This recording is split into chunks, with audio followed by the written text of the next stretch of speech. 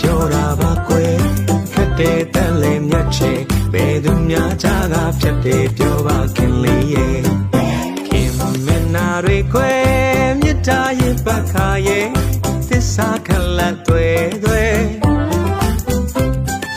ချင်နာရာတွေကွယ်မြတ်တာရဲ့ပခါရဲ့